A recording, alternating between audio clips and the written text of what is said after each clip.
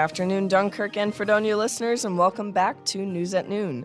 News at Noon is brought to you by Fredonia Radio Systems on WCVF 88.9 and WDVL 89.5.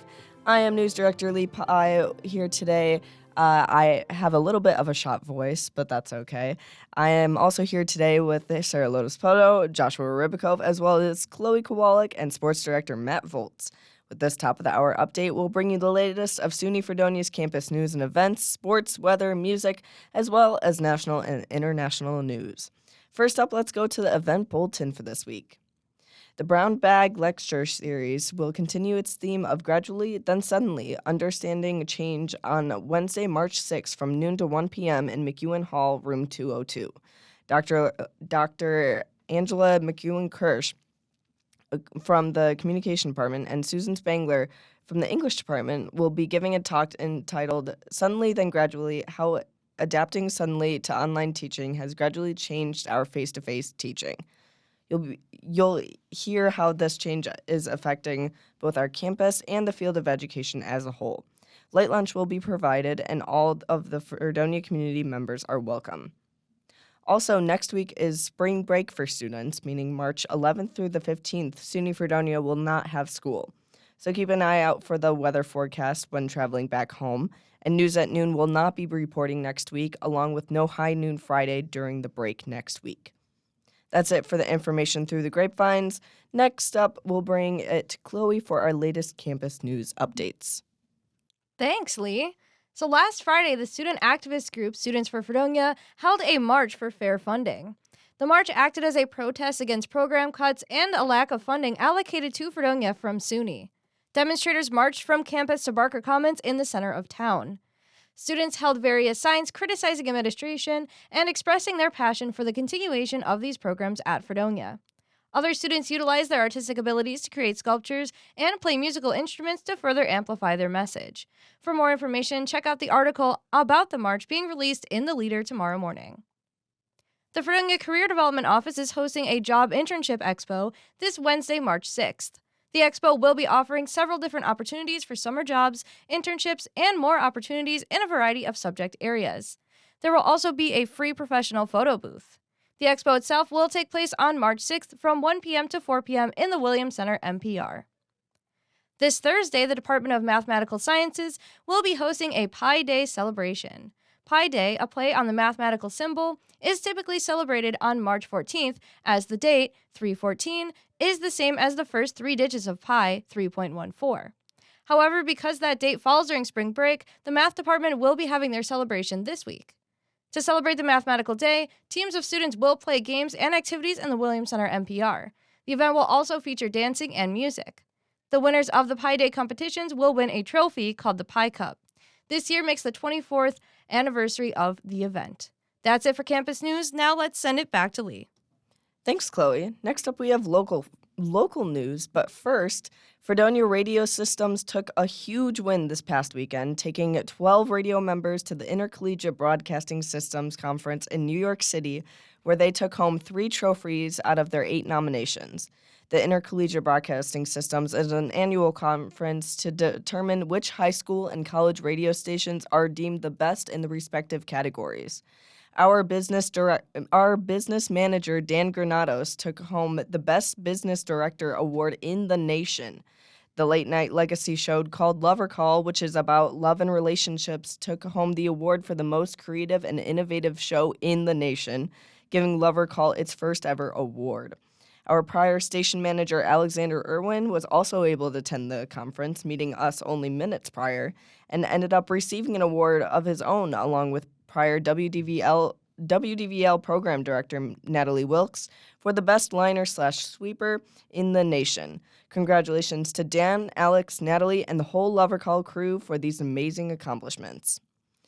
Next up, along Interstate 86, there are multiple closures and lane shifts in the vicinity of the bridges over Chautauqua Lake and Bemis Point because of ongoing construction.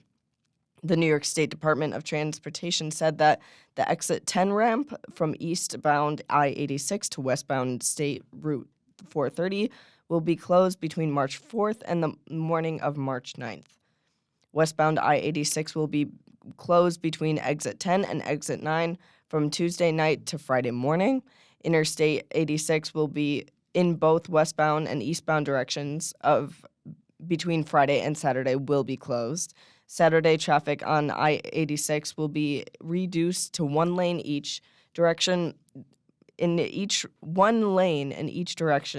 to the westbound side of the I-86 bridges.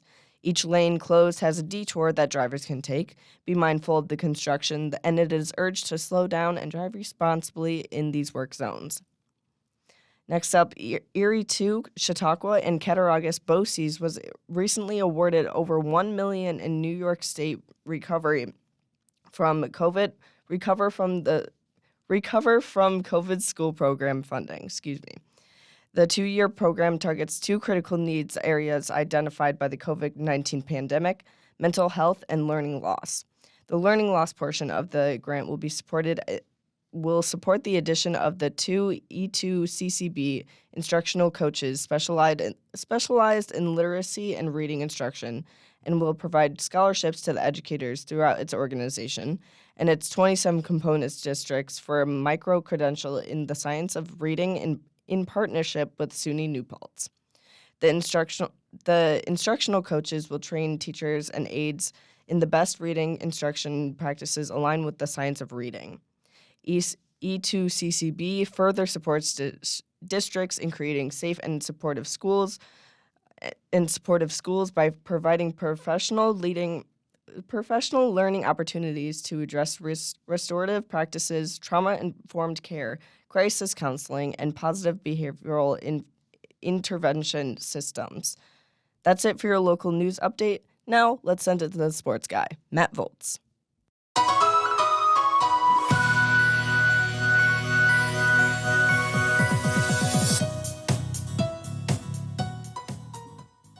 Thanks, Lee.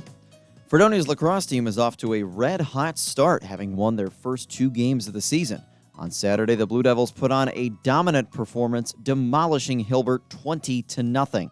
Freshman Leah Kunish continued her goal-scoring prowess, finding the back of the net 5 times, while junior Emma Cockerell added 4 as well. Fredonia is at home once again on Wednesday to host Nazareth at 4 p.m. Baseball season is underway as the Blue Devils were in Pennsylvania for a doubleheader against Pitt Bradford on Saturday. Fredonia split the 2 games, winning the first game 10-9 in extra innings and dropping the second 10-2.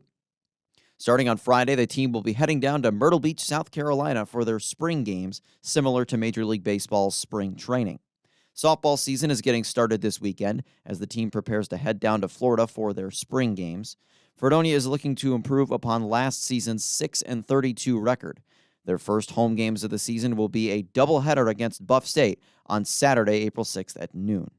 Fredonia's indoor track and field team competed at the All-Atlantic Regional Championships at Nazareth University this past weekend. The men's 4x200-meter relay team of Jordan Lockett, Jacob Wynn, Cam Sample, and Nick Marsowitz set a school record with a time of 1 minute and 31.93 seconds. The relay team finished in 8th place, while junior Sembel Koshi recorded a personal best in the mile. Sample also placed 4th overall in the long jump.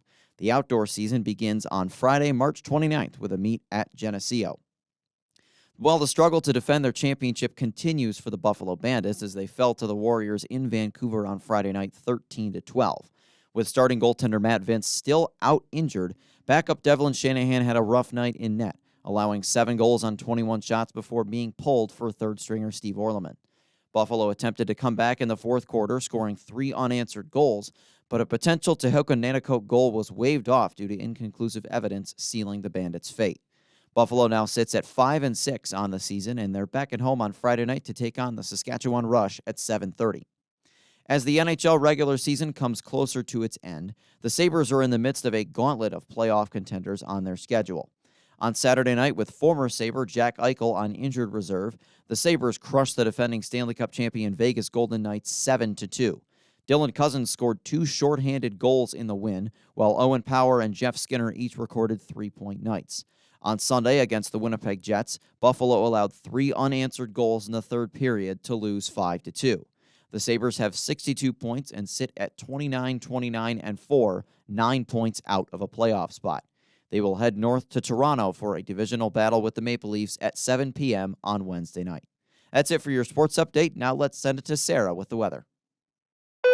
Now here is your Northern Chautauqua weather update brought to you by Fredonia Radio Systems.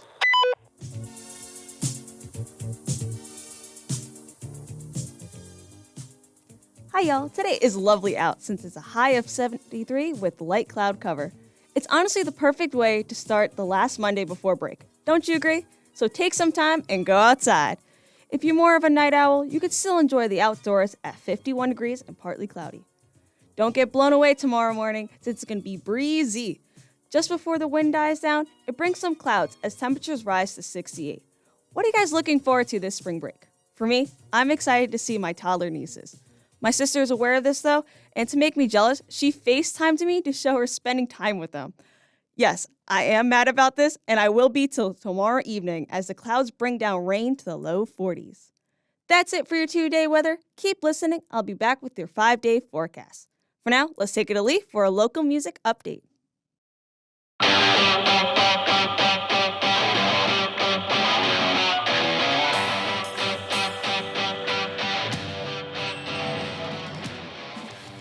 After the spring break, Last Call Entertainment is welcoming everyone back at BJ's with bands like Relentless Moisture, which is what you're listening to right now, Pinch Kitten, Tiny the Dream, and Jacob King.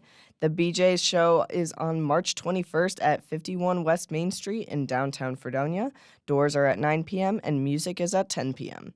That's all I have for music news this week. Let's bring it to Josh for national and international news.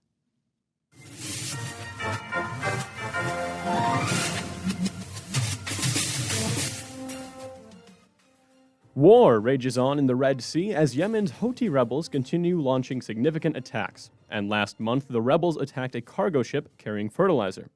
The Rubimar was a ship that flew the flags of Belize, and it is finally sunk into the Red Sea on Saturday after days of taking on water. It is the first marine vessel to be fully destroyed as part of the Houthi campaign over Israel's war against Hamas in the Gaza Strip.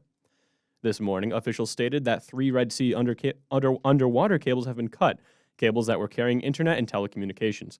It is not yet certain who or what cut the cables, but the Houthis have denied attacking the lines.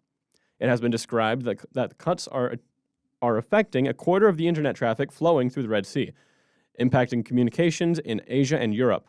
Although the Houthis deny any accusations of having cut the cables, they do insist that they will continue their attacks until Israel ceases its operations in the Gaza Strip. According to CECOM, one of the companies responsible for the cable operations, the cables could have been cut by an anchor dragging on the seafloor. They stated, quote, "Our team thinks it is plausible that it could have been affected by anchor dragging due to the amount of marine traffic the region deals with and the low seabed in many parts of the Red Sea. This can only be confirmed once the repair ship is on site." End quote. Yesterday, Haiti declared a state of emergency after 2 massive prison breaks under the direction of a massive gang leader as a protest against Prime Minister Ariel Henry's government and insecurity. Armed gang members stormed the country's 2 largest prisons, and the Haiti government says it will set out to find all the violent criminals that are reported to have escaped. For secure measures, Haiti is now imposing a curfew.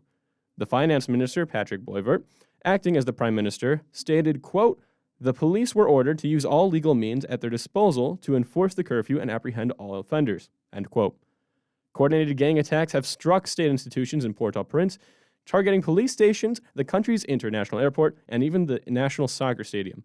An estimated 4,000 inmates fled during the Saturday jailbreak of the National Penitentiary, and about 1,400 more escaped as another prison was overrun.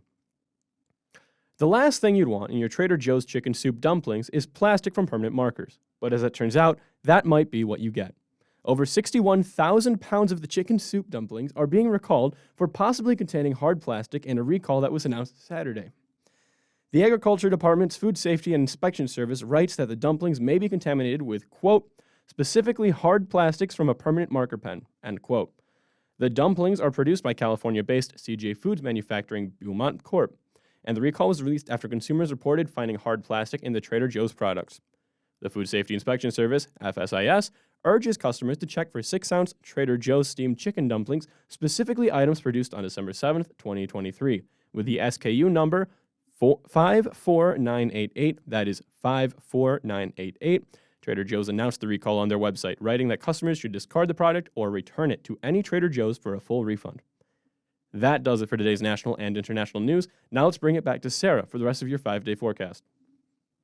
Wednesday is feeling cooler than Monday and Tuesday with a cloudy 49. This day happens to fall on National Discover What Your Name Means Day. Instead of telling you what my name means, I'll be sharing the name of Brian, since it'll be also National Brian Day, and we have a ton of them at the radio station. Brian holds Irish origins, meaning high or noble. So before the evening drops to the low 30s with increasing cloud coverage, remember to celebrate the Brians close to you. Even though it's a bit chilly at 43, the sun will be out and about on Thursday with a strong breeze kicking in. Hey, I'll take whatever vitamin D I can get, regardless of the temperature. The waning crescent shines bright in our clear night skies as it dips to upper 30s. And just like that, we're in the last day of classes before spring break on Friday. Expect low cloud cover with sunshine all around. I wish I bought my tickets earlier since I'm leaving on Saturday. So for my folks leaving this Friday, if you happen to have an extra ticket to Long Island, please let me know.